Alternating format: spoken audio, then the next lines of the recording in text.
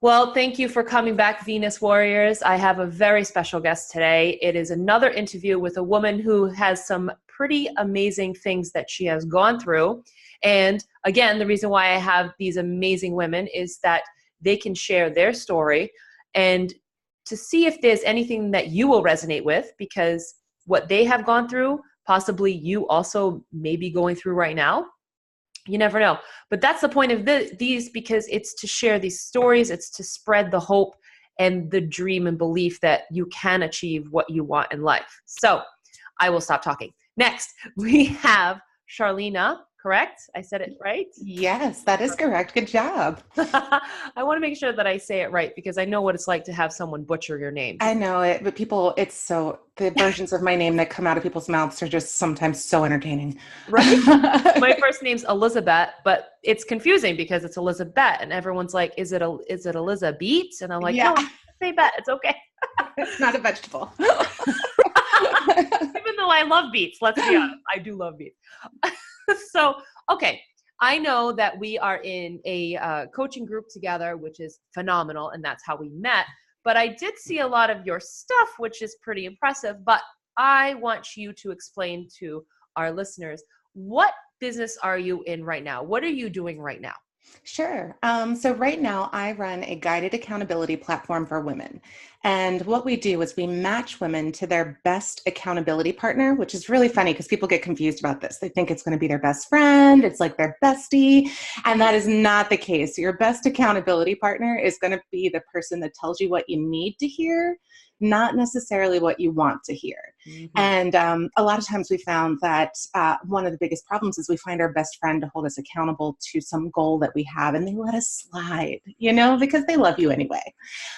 So we actually have an algorithm that matches you, and we have a 12-week framework that you can actually define your own blueprint, because that's something else that we found is that we never really take space, especially as women in society right now, we never take space to define what our blueprint looks like, what our best life looks like. Mm-hmm. And we give you space to do that and then create goals based on that blueprint instead of something that has been handed to you. Wow. Okay. You said algorithm and I'm like, whoa. I know. Now this is some serious shit. Like algorithms? Okay. Yes. And it's so funny. I have so many coaches that are like, never say the word algorithm. It's going to freak people out. I'm like, dude, we worked hard on that algorithm. I'm going to say it all day. So, my husband, actually, this is a funny story. He is a rocket scientist at NASA. He is exceptionally brilliant. We are a family-owned business and started small. And he wrote the algorithm. He's like literally like the Matrix. Like he walks around and just sees the algorithm and everything. He's like super weird. Yeah. He's one of those people that it's so funny because I have a child that's exactly the same way. And they're so smart. It's like you expect them not to be able to communicate in words. And I'm like, wow, you are so special. You can do both. Like you can see math and you can see words. And so yes, he's super, super, super smarty pants and has designed and patented an algorithm that actually matches people. Oh, okay. So let's talk about how this started then, because I'm sure that you weren't like, 15 and saying, I'm going to create this algorithm that's going to match people together, right? Yeah, no. And it's funny because we actually met on eHarmony, which comes into the story as well. It's so funny. We were matched by an algorithm, so it just comes full circle. But that has absolutely nothing to do with why we developed it. So to make a very long story kind of shorter, I, in a past life, wore way too many hats. I was all of the shoulds for all of the people. You were female. I was a wife, a mom, a female person, daughter, all the hats. But I was the COO of a large and growing marketing company, which is, of course, a full-time gig. I was the full-time professor at Towson University, which is one of the largest universities in the Maryland system. Mm-hmm. Highly respected university, and I was a grad professor.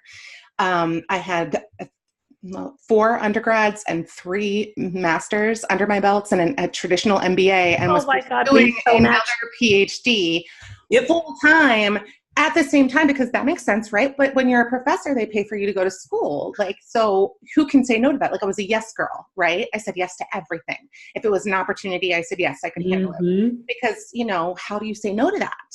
So I was saying yes to everything, and I had 2 really terrible back-to-back pregnancies and kept saying yes. And then it almost killed me. Like, it was just a dead stop. I was in the ICU for 6 months. I couldn't heal. Everything was almost taken from me. I should have died several times. My heart kept on beating. My husband loves to say that. He's so much more romantic than I am. He's like, your heart just didn't give out. Your heart is so strong. Oh. And it is. It's like a romantic comedy, but maybe less comedy. So yeah, it was absolutely devastating. And to take that huge, long, critical time, you can literally work yourself to death. Like, people had told me that. I understood it in an academic sense, but to actually experience that was horrific. And I was so sick that I couldn't have traditional medications. Oh, this is another thing for a good old medical care system. When I was sick before, I would go to the doctor and say, I'm sick, something's wrong. And they kept on telling me that it was psychosomatic and that I had body dysmorphia. Oh. And I was trying to make myself thin. At this point, I was like down to 95 pounds and 5'10". It was absolutely ridiculous. And I was like, I'm pretty sure I don't think that I'm fat. Like, I think that that's not the problem. But they convinced me that that's what the problem was. So I started taking enough Xanax to tank an elephant. And it did nothing. I mean, it's amazing what they can convince you to do, because you're just so desperate for an answer, you know, and they're supposed to know. So just being an advocate for yourself really became present for me, and learning that when I was in that situation. So I decided that in those moments, I was not going to let that happen to somebody else. That if this could happen to me, it could literally happen to anyone, because I was always the one that had her act together. I always knew, collect all the degrees, get all the C-suites, do all the things, teach, retire, and work at the same time. Like, everything. I could do everything all at once and juggle all the things. And no, you cannot. No, and you should not. Like, that's the should that counts.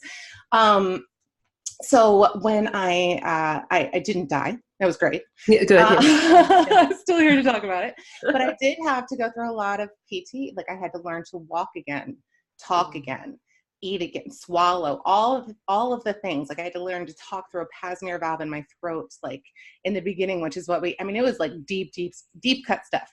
So when I got back to a pretty functioning position, like I could exist and be in the world, everybody expected me, even after this whole year of not dying and this whole thing, it was like, well, you're just going to go back to working, right? You're just going to go back. And this is how messed up it is. I was actually like, well, should I? Oh my God. Yep. And then I stopped myself and I was like, oh, hell no. Like, this is not what's happening right now. Mm-hmm. I literally took an entire year. I don't know if you're familiar with the word of the year concept, where instead of making New Year's resolutions, you just declare one word. Mm-hmm. My word was be. And I literally took an entire year and I just existed. I didn't exist in the form of a mother. I didn't exist in the form of a wife. I didn't exist in the form of a daughter, or as a COO, or as a teacher or a professor. I simply just be. Yep. And it was amazing. I grew more in that year than I did in all of the previous years combined. And that doesn't mean that I wasn't present for my children. Like, we would sit there and just stare at each other, like that's what we would do. Like, I had to gain their trust again, because very much like in adopted situations, like, we just pieced out on them. We were just like, mommy was there one day and then she just wasn't the next. So there was a lot of growth that had to happen there. But after that year of just being, I realized that we never allow space for one another. So I took what I knew, which is marketing, and I started a nonprofit marketing firm. I always joke that I used to work for the devil. And then I decided to work, maybe a little for the devil, but for the good guy, like a Robin Hood kind of thing. Yep. And one of my clients was the IRC, which is the International Rescue Committee. And at the time, politically, we had a ton of Syrian refugees coming into the Baltimore port. And they were lost. They had no idea. I mean, it was completely unexpected. It was a war-torn region. They went from very affluent lifestyles to just being like barely making it here in tiny little boats. I mean, it was absolutely life-changing. Does not begin to explain the situation that they were in. Mm-hmm. So we were tasked with managing communication and setting up a network for them to get involved. And I set up a network for affluent women that were already established in the US to connect with the Syrian women, mostly mothers, to bring them in and kind of bring them into the culture and bring them into feeling comfortable and rooted and just knowing what to do and how to work our medical system and our postal system and where to go for clothes and food. And it was amazing. And this is a little embarrassing to admit, but our intention was for the Americans to pour into the Syrians. What happened was totally the opposite. Oh my gosh. The American women were coming to us completely changed. Like their entire worlds were opened up and they were aware of all these new possibilities that they never knew were there.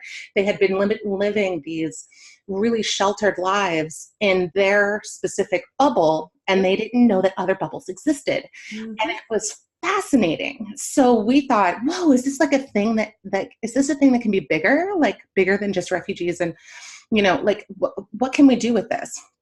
So we started testing it in a beta level with just started randomly matching people. And what we found is that the common link is not so much what you have that's similar, it's your humanity. Our humanity binds us consistently. And in the Syrian example, we had some women that were politically very much against immigration, very much against refugee policies, and they somehow got tossed into this group. Poor them. I mean, I can't, can you imagine? And then they have to host this Syrian mother, but then they see themselves in them. And it changes them and they start to understand why the policies are on the other side. And it goes both ways. I mean, it went the opposite direction as well. So it was just absolutely fascinating to see how positively changed these people are and just the level of empathy that they were able to achieve. And right now, our country is pretty divided. And you know, I think we can all agree on that. And I've been an activist for most of my life. And it always feels like, you know, 2 steps forward, 4 steps back.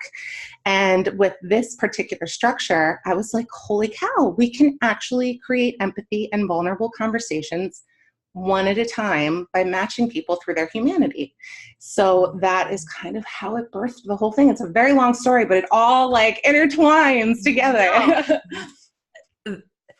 That is one story that I never thought would, right? Like, I made an algorithm because of this amazing like epiphany and humanity that you literally created, right? I mean, yeah, it's beautiful. It is beautiful. And I relate a bit. I'm first generation American. So my parents came here from Portugal. And so, you know, for me, nothing where it was an unfortunate state where they were in, right? I mean, that's devastating. And I don't understand. I can imagine, but I don't understand what they went through. But I do understand what happens when you have cultures come together that, right, where literally the best part, you thought that it would be the refugees that were going to have all this and understand and learn. And yet it was us that got the slap in the face. 150%. And that's why when I tell that story, I'm like embarrassed by it because it's like one of those things that you don't know what you don't know. And I was living in my own organic bubble. And then I was like, oh my gosh, there's this entire world that I'm not aware of. And it was such a gift to me to see that. And, you know, it's embarrassing when you're just so blind about things and so ignorant to the possibility.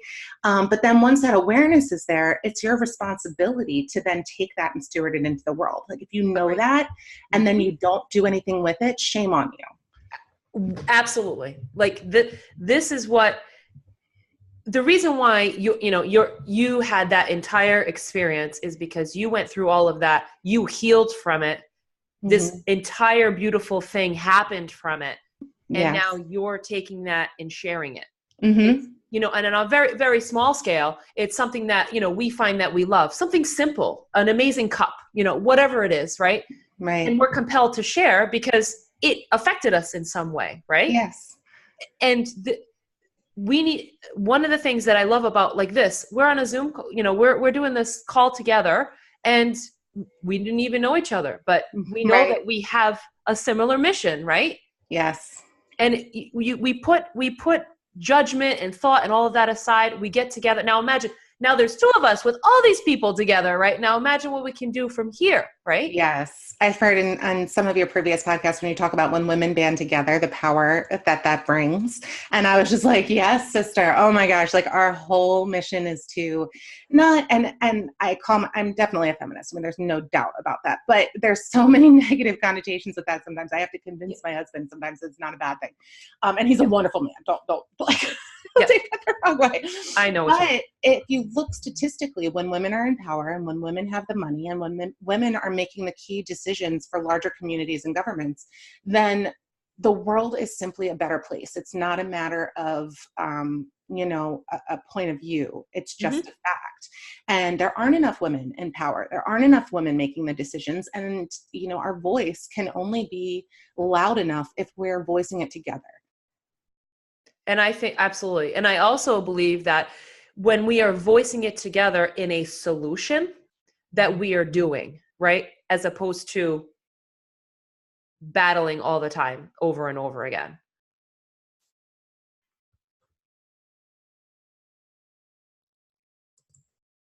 Yeah. So like we're speaking together in a solution. So the women are banding together and voicing that. I agree 100%. I think it's unbelievable.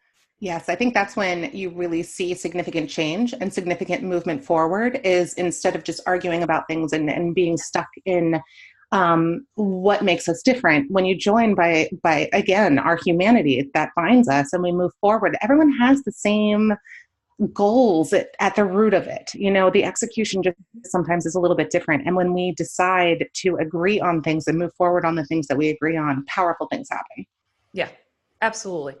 So, okay. So then who do you see within your business, the service that you give, this accountability? Who do you see come through? Is it the same type of woman? Like, what do you see? It's such a good question. We have, when we're creating our ideal client avatar, everybody does this in business. Every time we narrow it down and we think we have it down to like this one particular kind of person, it just blows us out of the water. And what we found is that it's really at the core, it's psychographic elements. It's growth-minded women that are open to growing, women that are open to change. And what's really interesting is that they don't have to necessarily be in that growth realm yet, but they have to know somebody that has grown so they can see the change. You can only dream of what's possible if you've seen it happen before. It's very difficult to dream of things that you haven't seen happen. So we really go after these growth-minded women that are interested in improving not only their own lives. A lot of times we're talking like, we have like the CEOs of really, really like, very, very top companies. And then we have women that are stay-at-home moms and have not been to school. And then we have people that choose to go from one to the other. You have like what your blueprint doesn't look like the person next to you, their blueprint. And the idea of deciding and designing your own kind of blows a lot of people's minds. It certainly blew mine. I realized that I was living out my family's blueprint. It was a blueprint that was handed to me, that I was living because I was told to, and it seemed right. And then the idea of redesigning it, I was like, what? That means I'm not going to be letting down the entire universe like around me. And there is a little bit of letting down, like my parents still are like, are you sure you have a job? Like, is that actually a job? Are they related to my parents? I know. And I'm like, yes, it's a job, and it's just so funny. It's just the re-education and we just bind by love, that's really what brings us together. But the women that join are all over the place. They are usually looking for growth in some capacity or clarity about their life's purpose and their life's mission, because we give them space to define that. And then what happens is once they get in, they love it so much that they keep on creating these new, greater goals. And it's just absolutely humbling to witness. We have one woman specifically who just opened equity advocates in New York City about redistributing food to all of the boroughs that don't have any fresh produce. Oh, she just literally fed all of New York City through one 12-week program. I mean, it's amazing. She went to the Hill, she went to DC and passed bills, started a 501c3. Like, all of this out of just, her passion and her heart for feeding this population. It's just absolutely inspiring to me. It's the women that that go through this with you, right? Mm-hmm. They went through something, right? Mm-hmm. Like you, or the growth, right? They've seen it or whatever. And I love this because everything that you said, and we're definitely going to go into your backstory because there's stuff in there. I know there's stuff in there. But like example, like I said before, when we go through something, we heal, and then we're just compelled to help others. Right. Right. Like you did, and you saw this thing be created, and then you're helping others do the same. It's wonderful because we're already on this page. Like we're on this path. We've gone through this big, I mean, we're always learning, right? And evolving, right? Mm-hmm. But we've done that big hurdle. We went through this massive I hate saying self-development, but you know what I mean? Like we went through learning, right? And so my mission, right, is right before where we used to be. It's that woman right there who may have gotten the degree and the house and the kids and the family and worked and knows and can do and has the strength. And then all of a sudden they wake up and they're like, oh my God, is this what I did? Yeah. Like, is this every day? Like, is this, right? Miss you. I mean, I think we're like soul sisters at some point. I have 3 bachelors, 3 masters, and then every certification you can think of. Right. Right. I could like wallpaper like my entire thing. I know. Me too. I'll send you a picture. All these beautiful framed, expensive debt on my wall. It's gorgeous. And it's like, okay, so we finally learn that it's, yes, you can change. Like you said, you let down, right? My parents, oh my God, God bless them. Like, they're like, you're going to what? You have all these science things. I know, but you went to school for so long. You help so many scientists. I'm like, I know, and that's great, but I can help more people this way. You know what I mean? But so tell me then, was it because you felt that you had to become your own advocate? Was that really what got you to be here, to leave all of that? What do you think it was? So it's really interesting. It's actually kind of difficult to share, and I'll be very open about it. And I hope your audience is receptive. When I was comfortable. Yeah, I'm comfortable with sharing it. I think it's hard to hear sometimes, especially from others. When I was really, really sick, like, I mean, we're talking like absolutely every organ had failed. I had acute respiratory distress syndrome. I looked down and literally there was a hole from my chest to my hips because I was too sick to put back together. So it was just a sponge inside of my stomach. And the nurses kept on coming in, and I should have died multiple times, and I didn't. And I actually formed great relationships with these nurses, because thank goodness, it's amazing how life weaves together. My son has a significant speech delay still, and we had to learn sign language as a family. Mm-hmm. So I was able to sign to the nurses because I was intubated. So it's the only way I could communicate. It was amazing. Thank goodness for that. Yeah. But we had developed this relationship, and they were like, you have to pull through for your kids. You know, you have to do it for your kids. And I literally at one point signed to them. I was like, do not mention my children again. Like, don't mention, I am doing this for me. I can't do this for them. Like, I am not advocating for them right now. I am advocating for me. I want to live for me because I am not done yet.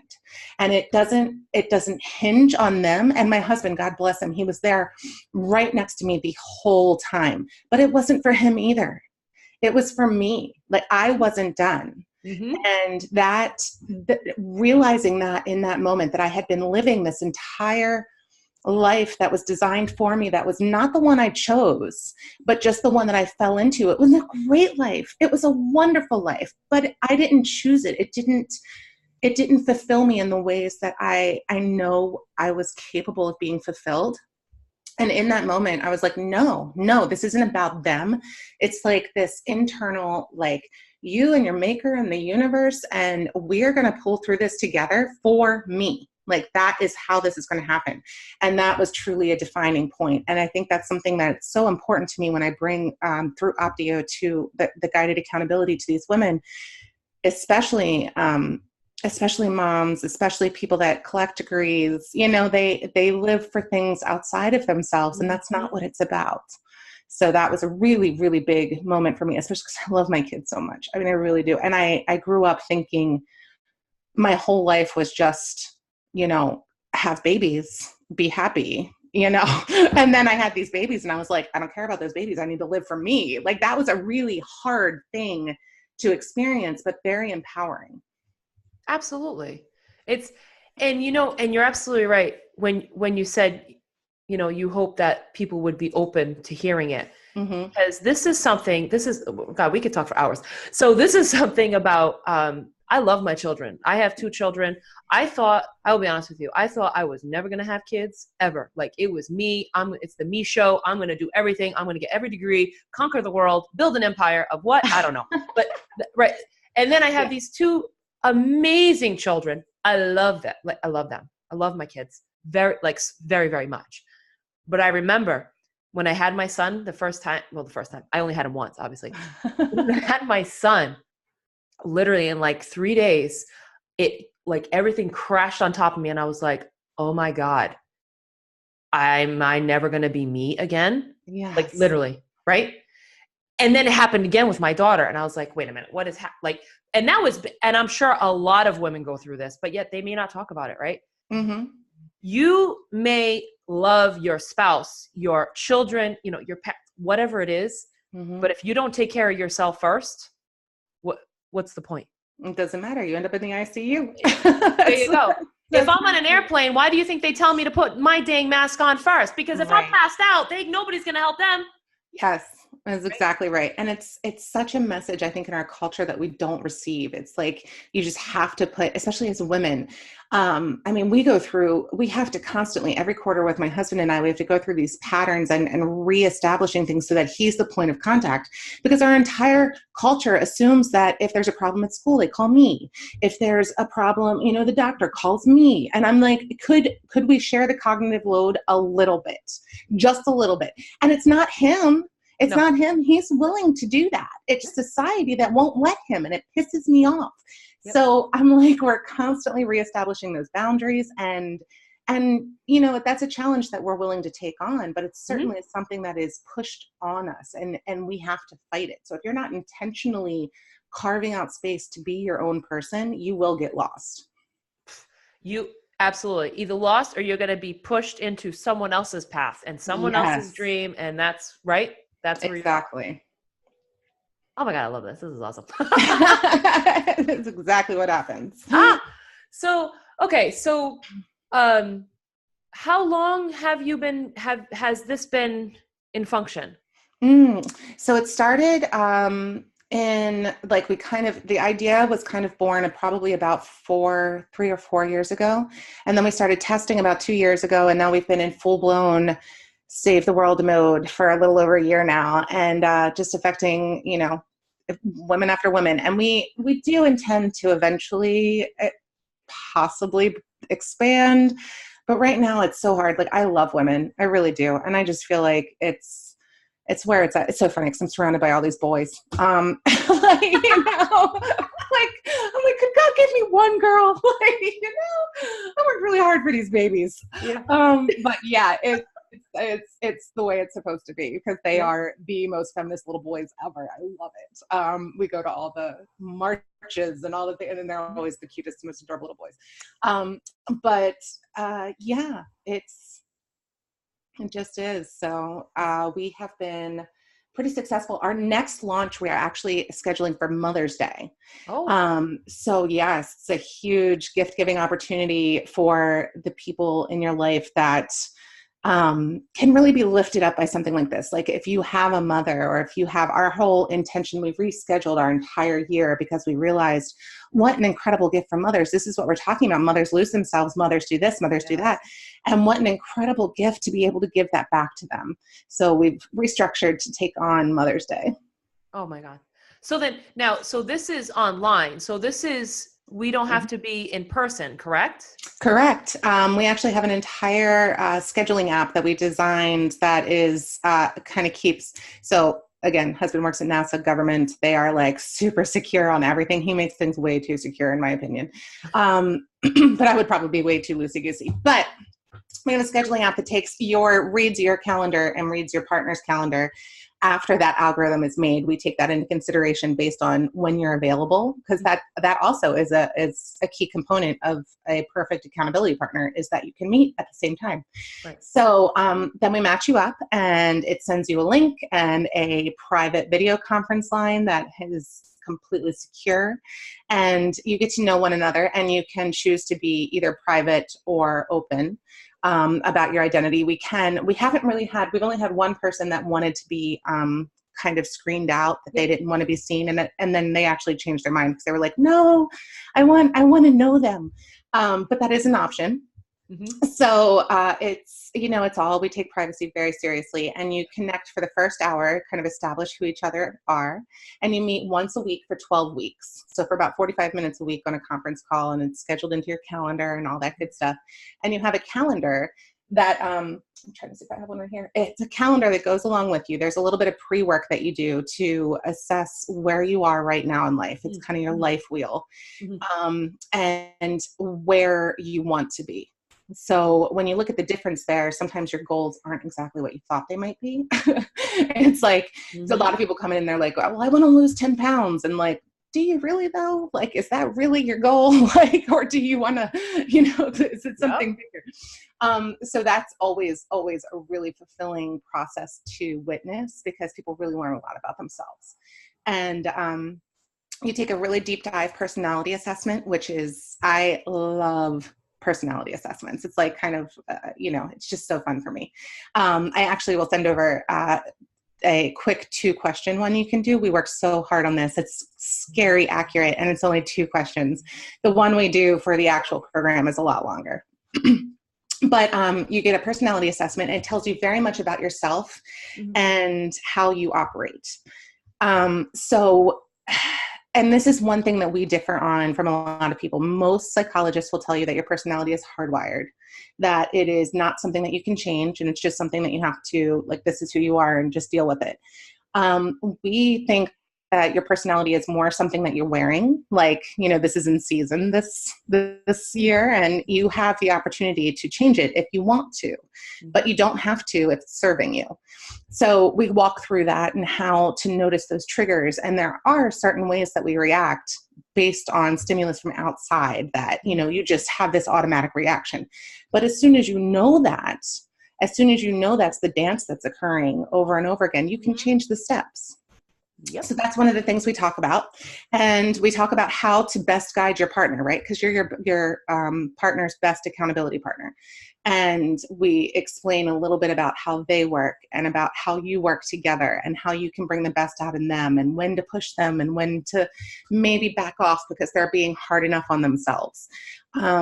So those kinds of things, it's all woven into a 12-week program. And then at the end, we do kind of an acknowledgement for your quarter, and take a look at your goals and keep track of those, and roll them over into the next season if you choose.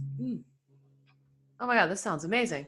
And it's really funny. Real quick side note, you know how you said you met your husband on eHarmony? Uh-huh. I met my husband on hotornot.com. Ooh, that is brave. That's one hell of a story. I'm going to have to share it another time. So there were no personality tests there.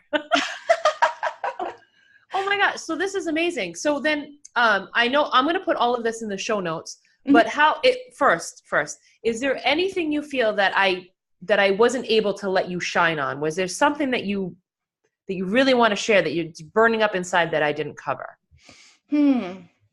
I don't think so. Maybe that it makes a really great Mother's Day gift. We do have an actual printed journal that we can send to you in time if you register, that women really love to write things down. And we have found statistically that people retain the knowledge better when they write things down, and they're beautiful. They're just beautiful journals. And they walk you through the whole process, the affirmation process, the life wheel, the deciding who you are, designing your own blueprint, all of those things. And then it has a daily tracker for meeting with your accountability partner as well. So those make really good Mother's Day gifts. We send it in a bag. We send it already wrapped. Like, you don't have to do a thing. Oh, I love it. No, okay. So where can I find that? myoptio.org. And I'm going to write all this down, like I said, in the show notes. So everyone listening, you'll be able to see this in the show notes. And now, what if someone says, you know what, I think this sounds really, really great. Like where can they go to just find out more info, start getting into the process? How should we guide people? That's similar, myoptio.org, also myoptio.org/quick-quiz, which I'll send to you, is the 2-question quiz, which is just fun. And it's very, very easy to share on social and things like that. When you take your quiz and you see what kind of woman you are, like I'm, a woman of joy, and you share that, and it's so creepy accurate. Sometimes, like, I actually have people that have emailed me and they're like, you actually take the data, you use Google, don't you? You use Google and you scan everybody. And I'm like, I swear we don't use Google. Like, nope. My husband is a rocket scientist. Thank you. I know. We don't need Google. No, everybody needs Google. So but it is a lot of fun, and it's very shareable, and it's a really good way to just take a first step in seeing what we're all about. I love this. This was awesome. Well, I'm going to have to definitely have you on again, because then we can get into like more like topics that we like to talk about, like movements and things like that. So yes, my gosh, there's so many. I could talk for days and days. And it's so funny. I'm just now starting. I am a woman of peace. So that is my personality type, which means that I don't tend to love conflict, except for when I'm really passionate about it. And then I can go for days. So it's like, I'm going to take this 2-question thing, see what I come up as. I probably might do a whole podcast on it. It's interesting. Our personality, just as some background information for you, the personality assessment is a combination of the wisdom of the Enneagram, which is pre-biblical. That is a whole personality assessment that is just like from before Jesus was even, anyway. Then you have the big 5, which is a very scientific, a very, very scientific approach to personality assessments. Strength finders, which is very individually based. And then also the 4 tendencies, which is very much an accountability process. So we actually wove all of those into our personality assessment, which is how we give your best accountability partner, along with times and time zones and your personality and religion. And we slowly stretch you, but we match a lot of those first. So wow. It's pretty awesome. Yeah. This is amazing. Well, thank you so much. Like, I think this was fabulous. Thank you so much for having me and giving me the opportunity. This is such an amazing platform. I am so excited to see where it goes, and like all the women that you're going to be talking to. Oh my gosh, it just gives me goosebumps. We're making it happen. It's amazing. This is it. Well, thank you so much. I so appreciate you, and this was unbelievable. Thank you. Thank you.